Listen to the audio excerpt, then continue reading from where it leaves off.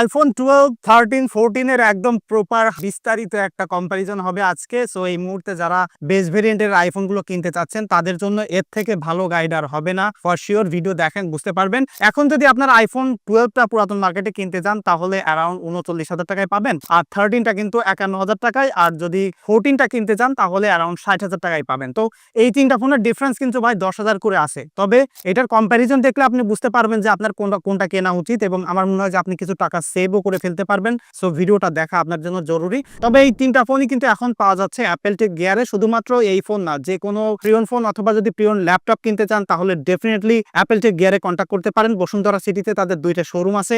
যারা ফোন কিনতে চান বা ল্যাপটপ কিনতে চান ডেফিনেটলি ফিজিক্যাল শপে ভিজিট করতে পারেন। আর ঢাকার বাইরে যারা আছেন তারা সারা বাংলাদেশ থেকে কিন্তু হোম ডেলিভারি পেয়ে যেতে পারেন। সো বিস্তারিত ভিডিও ডেসক্রিপশনে দেওয়া আছে, definitely check them out. So প্রথমে ডিজাইন দিয়ে শুরু করতে চাই। ডিজাইন আপনারা একটু দেখেন, পিছনে আর সামনে পরে দেখাচ্ছি, আগে পিছনে দেখেন। পিছনে দেখলে 12টাকে আপনারা আলাদা করতে পারবেন ইজিলি, বিকজ 12 এর ক্যামেরাগুলো একদম সোজা করা, আর 13 আর 14 কিন্তু ভাই একই রকম।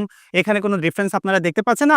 আমার মনে হয় যে সবাই কম বেশি জানেন এবং এই জায়গা নিয়ে আপনারা অত বেশি ইন্টারেস্টেড না। সো ডিজাইন কিন্তু ভাই 2020 সালের আইফোন 12, 21 সালের 13 আর 22 সালের 14 ভেরি সিমিলার আছে, এবং বিল্ড ম্যাটেরিয়াল কিন্তু সিমিলার আছে। সামনে পিছনে গ্লাস এবং অ্যালুমিনিয়ামের ফ্রেম ভেরি সিমিলার জিনিস, এবং সাইজ ওয়েটে যা সামান্য সামান্য তফাৎ আছে তা নিয়েও আসলে চুলছিরা বিশ্লেষণ করার দরকার নেই।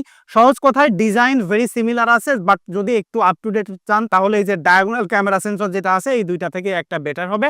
তবে এখানে যে ডিসপ্লে আছে তিনটায়, ডিসপ্লে কিন্তু তিনটাতেই আসলে 6.1 ইঞ্চির একটা এইচডিআর ওলেড ডিসপ্লে আছে। ভাই এখানে কিন্তু ব্রাইটনেস সিমিলার আছে, HDR10+ সাপোর্ট করে, colour everything is very similar. Just আপনি যদি নচটা দেখেন উপরে তাহলে 12 এ সামান্য একটু বিগার পাচ্ছেন, এবং 13, 14 সামান্য একটু আসলে আর লম্বা একটু ছোট হয়েছে। সো ওটা আসলে খুব বেশি ডিল ব্রেকার না। ডিসপ্লে সেগমেন্টে আসলে তিনটাতেই কিন্তু একই রকম এনজয় করবেন, এবং কোনোটাই কিন্তু হায়ার রিফ্রেশ রেট নাই, আমার মনে হয় সবাই কম বেশি জানেন। সো ডিসপ্লে সেগমেন্টে, ডিজাইন সেগমেন্টে, পোর্টস অ্যান্ড বাটন সেগমেন্টে ভেরি সিমিলার, এখানে আসলে তফাৎ নাই। তবে তফাৎ আছে এই তিনটা ফোনের ইন্টারনালে। আর তাহলে আইফোন 12 এ আপনারা পাচ্ছেন A14 বায়োনিক চিপ, যেখানে 4GB র্যাম পেয়ার করতেছে, আর 13 এ আছে A15 বায়োনিক, যেখানে কিন্তু 4GB র্যাম রয়েছে। তবে আইফোন 14 এসে কিন্তু 13 এর থেকে প্রসেসর আপডেট করেনি, অর্থাৎ এখানেও কিন্তু A15 বায়োনিক আছে, তবে এর সাথে আরো 2GB র্যাম তারা বেশি করছিল। সো সেই হিসেবে আইফোন 14 এ আপনারা 6GB র্যাম পাবেন, 13 এ 4GB এবং 12 এ 4GB। এবং এই তিনটা ফোনে কিন্তু এখন iOS 18 চলতেছে, একদম লেটেস্ট ভার্সন। আর আইফোন 12 এ এখনো অ্যাটলিস্ট আরো দুইটা মেজর ওএস আপডেট পাবে, অর্থাৎ 19 এবং 20। আর 13 এ কিন্তু আরো তিনটা পাবে, এবং 14 এ আরো 4টা কমপক্ষে পাচ্ছে। সো লম্বা সময় ধরে সফটওয়্যার সাপোর্টের ব্যাপারটা তো ডেফিনেটলি নিউয়ার মডেলে বেশি হবে। সো এখন যদি অ্যাকচুয়াল পারফরমেন্সের কথা বলি, এই তিনটা ফোনের কোনোটাই আসলে নরমালি ব্যবহার করতে গেলে কোনোটা ফাস্ট স্লো আসলে ব্যাপারটা এরকম না, তিনটাতেই খুবই স্মুথলি পারফর্ম করবে। আর অ্যাপেলের যে iOS এর অপটিমাইজেশন অ্যাপসের সাথে, অর্থাৎ থার্ড পার্টি অ্যাপসের সাথে যে অপটিমাইজেশন, সেটা কিন্তু খুবই ভালো আছে। সোশ্যাল মিডিয়া অ্যাপস বা যে কোনো কলিং এর ক্ষেত্রে বলেন, এই তিনটা ফোনই কিন্তু দুর্দান্ত হবে। এবং যারা উড়াধুরা গেমিং করতে চান এই ফোনগুলোকে দিয়ে, তাদের জন্য একটু বলে রাখি, এই তিনটার কোনোটাই কিন্তু হায়ার রিফ্রেশ রেটের ডিসপ্লে নাই। তবে আপনারা 60 হার্জের যে ডিসপ্লে পাচ্ছেন তা দিয়েও কিন্তু একদম ভেরি স্টেবল গেমিং করতে পারবেন। আমি এখানে এই তিনটা ফোনে কিন্তু পাশাপাশি গেমিং টেস্ট করে দেখেছি। আইফোন 12 এ 1 আওয়ার গেমিং এ কিন্তু 31% চার্জ খেয়েছে, আর এখানে কিন্তু স্মুথ এক্সট্রিম এবং HDR এক্সট্রিম পর্যন্ত সাপোর্ট করে পাবজিতে। ভেরি স্টেবল পারফরমেন্স ছিল, এবং লিটারালি বলা যায় যে ফ্রেম ড্রপ নাই। তবে যখন আসলে বেশি মাত্রায় হিটিং করে তখন সামান্য একটু ফ্রেম ড্রপ করে, তবে এইটাকে আসলে ফ্রেম ড্রপের কথা আমি বলবো না, লাইক এটাতে যে এক্সপিরিয়েন্স খারাপ হবে তা নয়। অর্থাৎ কেউ যদি আসলে এই মুহূর্তে একটা স্টেবল গেমিং পারফরমেন্স পেতে চান তাহলে ডেফিনেটলি ছোট ডিসপ্লে হইলেও, বেশি রিফ্রেশ রেট না থাকলেও কিন্তু আইফোন 12টা খুবই ভালো হবে। এবং আইফোন 13 এ যদি আসি, এটা দিয়ে একদম একাধারে 1 ঘন্টা গেমিং করার পরে কিন্তু 21% চার্জ খেয়েছে। আর এখানে কিন্তু আপনারা স্মুথ এক্সট্রিম এবং HDR এক্সট্রিম পর্যন্ত সাপোর্ট পেয়ে যাবেন। আর এই ফোনটাতেও কিন্তু ভেরি স্টেবল পারফরমেন্স ছিল, কোনো প্রকার ফ্রেম ড্রপ ছিল না। তবে হিটিং করে বেশি, আর এই মুহূর্তে কিন্তু অলরেডি গরমকাল শুরু হয়ে গেছে। সো গরমকালে আর একটু বেশি হিটিং হবে, বাট স্টেবিলিটির দিক থেকে ডেফিনেটলি ভাই হিটিং করলেও কিন্তু ভালো পারফরমেন্স আপনি আইফোন 12 থেকেও পাচ্ছেন, আরো বেটার কিন্তু আইফোন 13 এ পাচ্ছেন। আর যদি আইফোন 14 এ আসি, এখানে কিন্তু একটানা 1 ঘন্টা গেমিং করার পরে 22% চার্জ গেছে। সো 13 এর থেকেও 1% বেশি গেছে এখানে, বাট এখানেও কিন্তু সিমিলার স্পেক পাওয়া গেছে, অর্থাৎ স্মুথ এক্সট্রিম, HDR এক্সট্রিম পর্যন্ত সাপোর্ট করে, আর তাছাড়া কোনো প্রকার ফ্রেম ড্রপ নাই। অর্থাৎ এই তিনটা ফোনের যে কোনো একটা দিয়ে আপনি স্টেবল গেমিং করার জন্য বা হেভি ইউজের ক্ষেত্রে কিন্তু ভাই একদম পারফেক্টলি ব্যবহার করতে পারবেন। তিনটার জেনারেশন 3 রকম হইলেও যে কোনোটা খারাপ ভালো মন্দ না, হ্যাঁ সামান্য একটু তফাৎ আছে, সেই জিনিসটা আসলে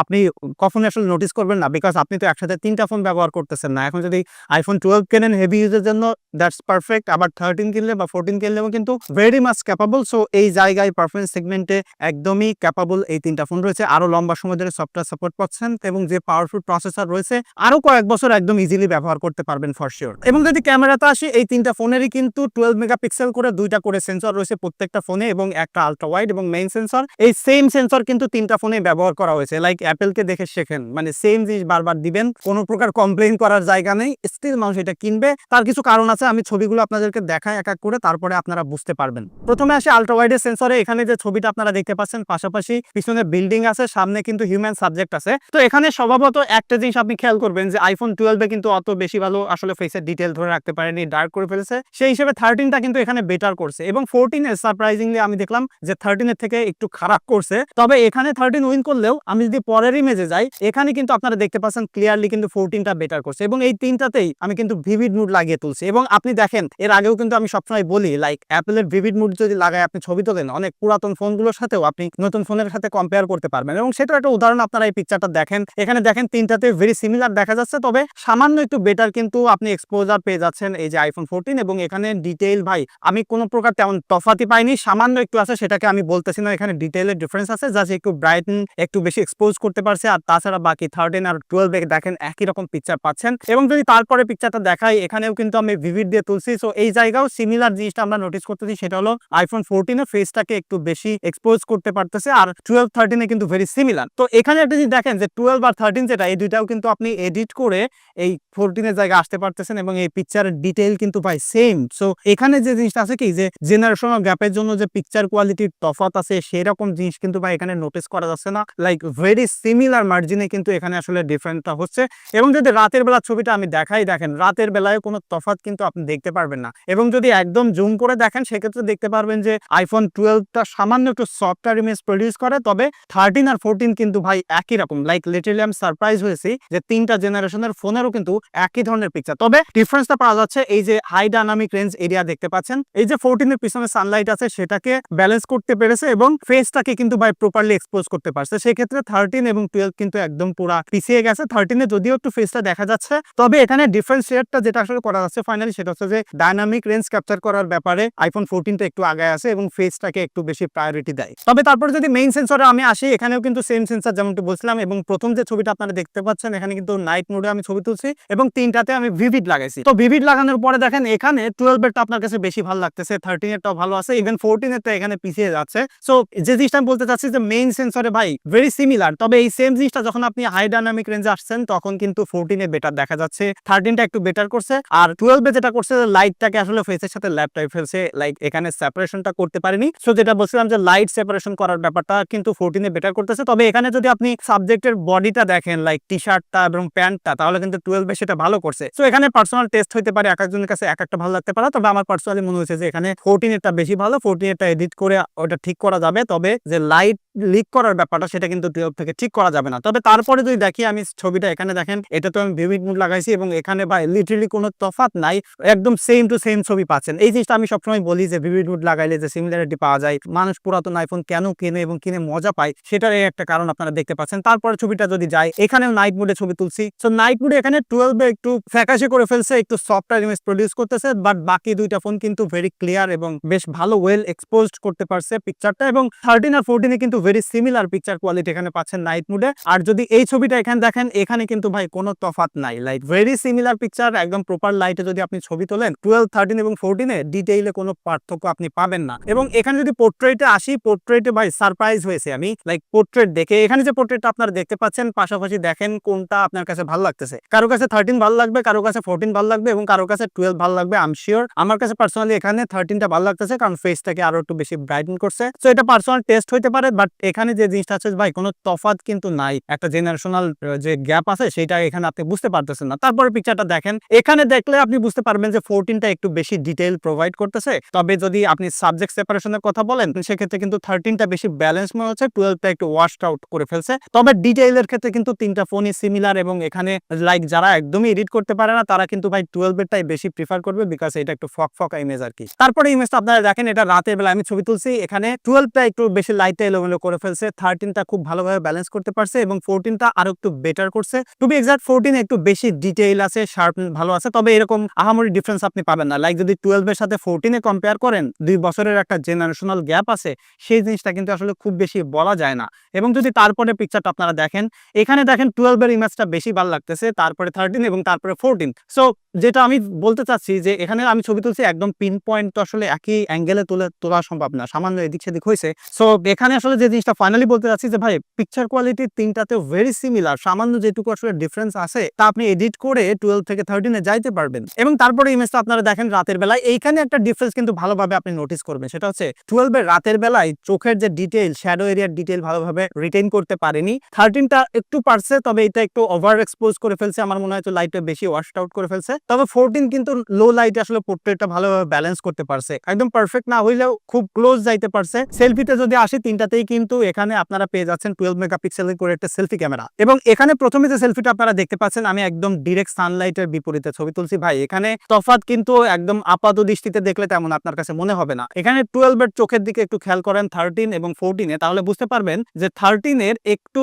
ডার্ক মনে হইলে ওখানে ডিটেইলটা আছে এবং 14 এর সব থেকে বেশি ডিটেইল ক্যাপচার করতে পারছে। সেই হিসেবে এটাও কিন্তু পার্সোনাল টেস্ট হয়ে যাবে। এবং যদি 12টা একটু সামান্য এডিট করেন, তাহলে কিন্তু লাইক 13 14 এর জায়গায় চলে যেতে পারবেন। এবং কোনোটাই কিন্তু এখানে সেলফি খারাপ করে নাই ভাই। পরেরটা দেখেন নাইট মুডে, এখানে একটা জিনিস দেখতে পাচ্ছেন 14 এর ডিটেইলটা কিন্তু খুবই ভালো, তবে এখানে 13 12 যে একদম খারাপ তা নয়। তবে 12 এর ক্ষেত্রে যেটা হয়েছে, দাড়ি এবং চোখের ক্ষেত্রে একটু বেশি কন্ট্রাস্টি করে ফেলছে। 13টা এখানে বেশি ব্যালেন্সড মনে হচ্ছে, তবে 14 এর ডিটেইলটা বেশি আছে। এবং তারপরে ইমেজটা যদি আপনারা দেখেন, একদম ডিরেক্ট সানলাইটে অপোজিট লাইটে ছবি তোলা, এখানে 14 এর ফেসটা কিন্তু একটু ডার্ক করে ফেলছে, 13 এ একটু কেমন জানি ফ্যাকাশে করে ফেলছে, 12টা একটু বেশি ভালো লাগতেছে। সো এটাও কিন্তু পার্সোনাল টেস্ট হয়ে যাবে। এবং যদি আমি এখানে আসি, এখানে একটু ভালোভাবে ডিফারেন্স করা যাচ্ছে, সেটা হচ্ছে যে 14টা একদম ব্যালেন্সড প্যাকেজ দিতে পারছে, 13টা একটু আসলে এলোমেলো করে ফেলছে, আর 12টা একদম একটু হেয়ার কালারটা একটু দেখেন একটু ওয়াশড আউট করে ফেলছে। এবং আপনার টি শার্ট গায়ের কালারটাও দেখলে বুঝতে পারবেন 14টা এখানে পারফেক্ট আছে। এবং এইখানে একটা জিনিস, আমি এই ছবিটা আসলে চাইলে নাও রাখতে পারতাম, তবে রাখছি। লাইক এই যে 12 এর সেলফিটা দেখতে পাচ্ছেন, এখানে কিন্তু এজ ডিটেকশন ভালোভাবে করতে পারেনি, আপনারা একটু বিল্ডিংটা খেয়াল করেন, ওখানে ব্লার হয়নি। সো এই জিনিসটা আসলে আর কোনো সময় হয়নি, তবে একটু সাইড বাই সাইড রাখলাম। এজ ডিটেকশনের ব্যাপারে এখানে কিন্তু 14টা একটু বেটার করছে, তবে আমার কাছে মনে হলো যে ফেসের দিক থেকে যদি আপনি খেয়াল করেন, তাহলে এখানে আপনার কাছে 13 ভালো লাগবে। সো এখানে জিনিসটা আমি ফাইনালি বলতে চাচ্ছি যে ফটোগ্রাফিতে এই জেনারেশনাল আপগ্রেড নাই। লাইক 12 থেকে 14 এ যদি যান, 20,000 টাকার ডিফারেন্স আছে। তো 20,000 টাকার জন্য ফটোগ্রাফির এক্সপিরিয়েন্স নেওয়ার জন্য আপনার 14 এ যাওয়ার দরকার নাই, আরো 10,000 টাকা বেশি দিয়ে 13 এ যাওয়ার দরকার নাই। আপনি যদি জাস্ট ক্যাজুয়ালি ফটোগ্রাফি করতে চান, তিনটাতে সিমিলার এক্সপিরিয়েন্স পাচ্ছেন। সো কিছু টাকা বাঁচায় আপনি কিন্তু চাইলে 12টা নিয়ে নিতে পারেন। তবে যদি ভিডিওগ্রাফিতে আসি, ভিডিওতে একটা ডিফারেন্স আছে, সেটা আমি পরে বলতেছি। জাস্ট নর্মাল ভিডিও আপনারা এখানে প্রথমে আলট্রা ওয়াইড সেন্সরের ভিডিও দেখতে পাচ্ছেন, এখানে তিনটাতেই কিন্তু সেম ফোকাল লেন্থ আছে, তিনটাতেই ভালো স্টেবল পারফরমেন্স দেয় এবং ডিটেইল খুব বেশি আসলে নোটিস করা যায় না। আপনারা দেখেন একই রকম আমার কাছে মনে হচ্ছে। এবং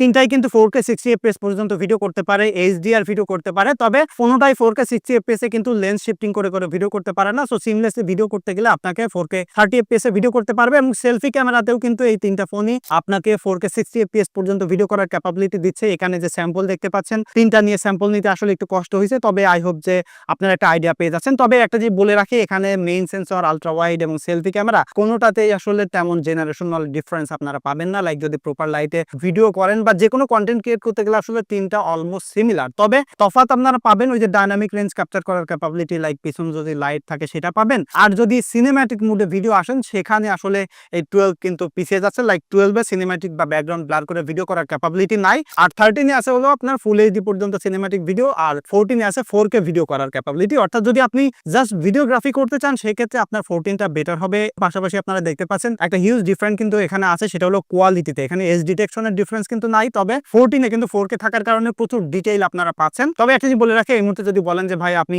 ভিডিওগ্রাফি করার জন্য আইফোন কিনবেন, সেই হিসেবে আমি বলবো না যে 60,000 টাকায় আপনার আসলে আইফোন 14 কেনা উচিত। আপনার উচিত হলো আইফোন 15 কেনা বা 14 প্রো কেনা। সো এই মুহূর্তে ফাইনালি সব তো দেখেই ফেললেন, লাইক কোন জায়গায় কোনটা ভালো, সো কোনটা আপনার কেনা উচিত। এই মুহূর্তে যদি বলেন যে আপনি একটা আইফোন ইউজ করতে চান, লাইক লম্বা সময় ধরে ব্যবহার করতে চান, মডার্ন ডিজাইন হইতে হবে, তাহলে আমি বলবো যে ভাই একদম কম টাকায় আপনার আইফোন 12 এ যাওয়া উচিত। আমি কেন বলতেছি, ব্যাটারির ক্ষেত্রে আসি। ব্যাটারির কথা আমি বলিনি, ভুলে গেছি, ব্যাটারিতে আসি। আইফোন 12 এ আছে 2815 মিলিঅ্যাম্পিয়ার একটা ব্যাটারি, আইফোন 13 এ আছে 3240 মিলিঅ্যাম্পিয়ার একটা ব্যাটারি এবং আইফোন 14 এ আছে 3279 মিলিঅ্যাম্পিয়ার একটা ব্যাটারি। তবে ব্যাটারি ব্যাকআপের ক্ষেত্রেও কিন্তু আইফোন 12 টা ভালোভাবে পিছিয়ে আছে। লাইক আমি যদি স্ক্রিন অন টাইম বলি, আমার টেস্টে আমার এই যে আইফোন 12 যেটা ব্যবহার করতেছি এটার ব্যাটারি হেলথ হলো 89% এবং এইটা দিয়ে আমি স্ক্রিন অন টাইম পেয়েছি 3 ঘন্টা 40 মিনিট। এটা কিন্তু হেভি ইউজ করে, সো নরমালি আপনি ব্যবহার করলে আরো একটু বেশি পেয়ে যাবেন। এরপরে যে 13 আছে এইটার ব্যাটারি হেলথও কিন্তু 89% এবং এইটা দিয়ে আমি স্ক্রিন অন টাইম পেয়েছি 4 ঘন্টা 10 মিনিট। এটাও কিন্তু হেভি ইউজ করে, সো নরমালি ব্যবহার করলে আপনারা বেশি পেয়ে যাবেন। তারপরে 14 যেটা আমার হাতে আছে এইটারও 89% এবং এইটা দিয়ে আমি স্ক্রিন অন টাইম পেয়েছি 4 ঘন্টা 30 মিনিট। তো সারপ্রাইজিংলি এই তিনটা ফোনেরই ব্যাটারি হেলথ কিন্তু 89% এবং ব্যাটারি ব্যাকআপের কিন্তু একটু বেশ জেনারেশনাল ডিফারেন্স এখানে পাচ্ছেন, অর্থাৎ 12 এ একটু ব্যাটারি ব্যাকআপ কম আছে। তবে নরমালি ব্যবহার করতে গেলে এটা আপনি একদিন পার করে ফেলতে পারবেন। সো যেটা বলছিলাম যে যদি আপনি নরমাল ইউজার হয়ে থাকেন, একটা অফিসিয়াল পারপাসে ইউজ করবেন এবং সোশ্যাল মিডিয়া টিডিয়া ইউজ করবেন, একটু ফটো তুলবেন, হালকা পাতলা গেমিং করবেন, তাহলে ভাই স্টিল আপনি কিন্তু 39,000 টাকায় এখনো একটা ভালো ডিল এই আইফোন 12। আর যদি বলেন যে সিনেমাটোগ্রাফিতে স্টার্ট করব, তাহলে আপনি আইফোন 13 এ যাইতে পারেন। আর আইফোন 14 এই মুহূর্তে কেনা আসলে যুক্তি নাই। আপনি যে 60,000 টাকা বাজেট পাচ্ছেন, সেই 60,000 টাকা বাজেট থেকে আর 5-7,000 টাকা বাড়াইলে আইফোন 15 পাচ্ছেন, সেখানে 4K সিনেম্যাটিক ভিডিও সহ ডিজিটালি জুম করে পোর্ট্রেট তুলতে পারবেন। সো কমপ্লিট একটা প্যাকেজ পেয়ে যাচ্ছেন, ডাইনামিক আইল্যান্ড আছে।